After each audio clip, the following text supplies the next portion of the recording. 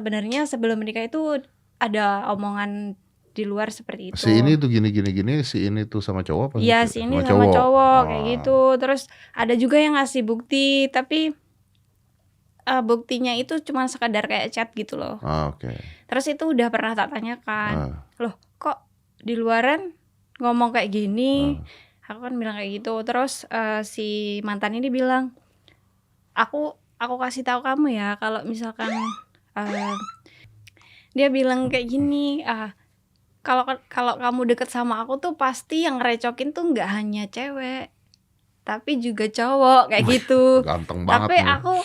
aku nggak ada, memang beneran Om, aku tuh dari awal nggak ada kayak merasa curiga karena perlakuan dia yang ke aku itu sangat luar biasa, perhatian banget. Terus dan aku tuh sampai dibikin bucin banget sama dia. Itu pelajaran pertama dari podcast ini, cowok emang brengsek. Kalau nggak brengsek berarti? Nggak, makanya saya nggak sama cowok. Masih membahas kasus yang terjadi pada selebgram cantik Melisa Zara yang diselingkuhi oleh suaminya bersama dengan laki-laki lain. Selingkuh itu aja udah pelanggaran ya teman-teman, ditambah ini selingkuhnya sama sesama jenis atau gay. Nah, kemarin Melisa Zara sudah diundang oleh Deddy Corbuzier di channelnya. Dari situ kita menjumpai beberapa fakta yang akan kita bahas poin-poinnya di video kali ini bersama aku Devi Puspita. Jadi pelajaran apa yang bisa kita ambil? Tonton videonya sampai akhir ya. Dari kronologi yang diceritakan oleh Melisa sendiri, gimana bisa dia nggak tahu suaminya ini adalah penyuka sesama jenis? Apakah nggak ada petunjuk apapun gitu sebelum menikah? Nah, dari ceritanya, ternyata sebelum menikah, pada masa pendekatan, mereka pacaran tidak lama teman-teman. Jadi kenal, kemudian pas OTW mau menikah, banyak sekali informasi yang sampai ke Melisa bahwasanya kamu serius mau sama orang ini, kamu serius mau nikah sama orang ini, dia itu sama cowok juga loh dan semacamnya. Bahkan kata Melisa sendiri ada bukti yang ditunjukkan oleh beberapa orang itu dalam bentuk percakapan, dalam bentuk screenshot percakapan. Nah di sini ketika Melisa menerima beberapa informasi ini, dia konfirmasikan kepada suaminya ini atau mantan suami ya kalau sekarang. Dia tanya kepada mantan suaminya, kok kata orang-orang kamu seperti ini? Dan jawaban suaminya adalah, kalau misalnya sama aku, yang ngerencokin kita itu bukan cuman cewek aja, tapi cowok juga.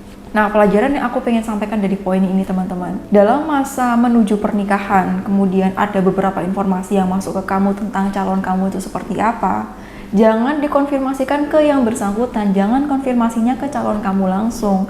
Ya pasti kalau itu sebuah fakta yang buruk, dia akan menyangkal. Bahasa kasarnya, mana sih pencuri yang mau ngaku?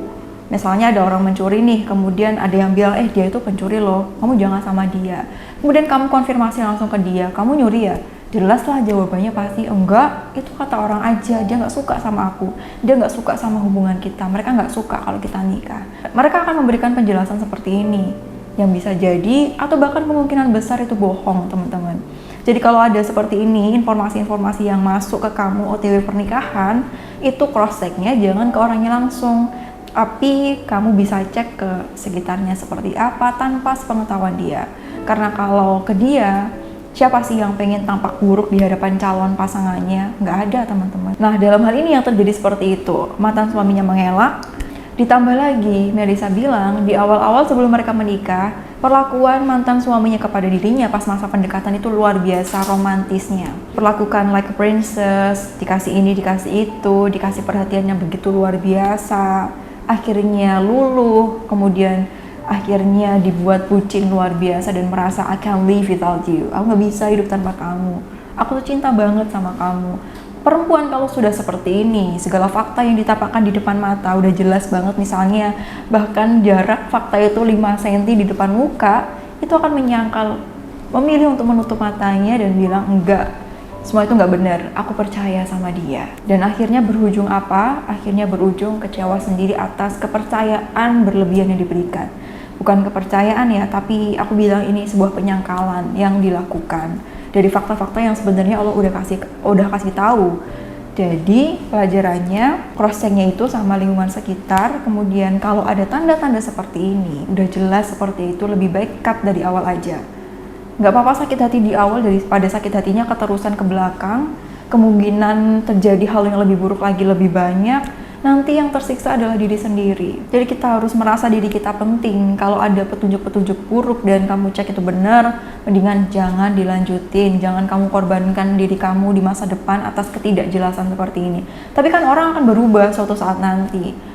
Memang Allah bisa saja memberikan hidayah kepada seseorang, tapi masalahnya kita tidak bisa memastikan hidayah itu datang kapan.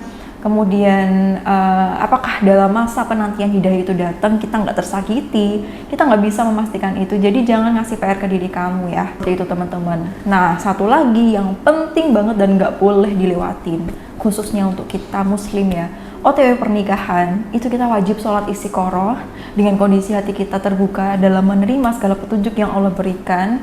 Karena kita sebagai manusia itu lemah banget dalam menilai sesuatu. Kita nggak tahu apa yang akan terjadi di pernikahan usia 25 itu akan terjadi apa, terus calon pasangan kita itu aslinya gimana, karena kita nggak ngawasin dia selama 24/7. Kita nggak ngawasin dia selama 24 jam. Allah yang mengawasinya. Sehingga kita berdoa sama Allah, ya Allah berikanlah petunjuk kepada saya.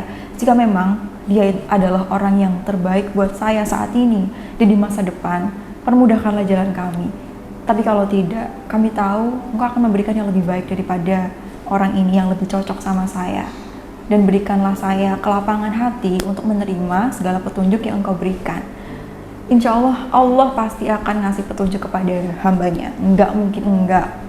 Jadi wajib dilakukan sholat istiqoroh, pengecekan. Dan insya Allah kalau sudah melakukan ini, Allah akan selamatkan kita dari kerusakan rumah tangga semacam ini. Jadi gitu ya teman-teman. Dan pesan lagi buat beberapa yang merasa gay, lesbian, biseksual atau apapun itu, jika merasa seperti itu jangan menikahi perempuan untuk status aja, biar dianggap normal atau biar nggak ketahuan bagaimana sebenarnya dirinya. Jangan, kasihan orang yang dinikahi. Jadi seperti itu ya. Kalau misalnya kita ngerasa nggak bisa menjaga, kalau kita ngerasa nggak bisa melindungi, istilahnya jangan menyakiti.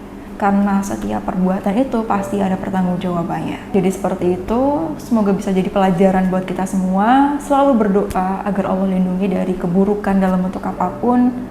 Yang mau menikah, semoga dinikahkan dengan orang yang soleh dan solehah, dengan rumah tangga yang harmonis dan bahagia dunia dan juga di akhirat. Amin. Sampai jumpa di video selanjutnya bersama aku Devi Puspita. Jika kamu punya pelajaran lain dan cerita lain yang pengen kamu sampaikan, silakan tulis di kolom komentar agar bisa jadi pembelajaran buat kita semua. Jaga diri kamu karena kamu berharga dan kamu berhak untuk bahagia. Wassalamualaikum warahmatullahi wabarakatuh.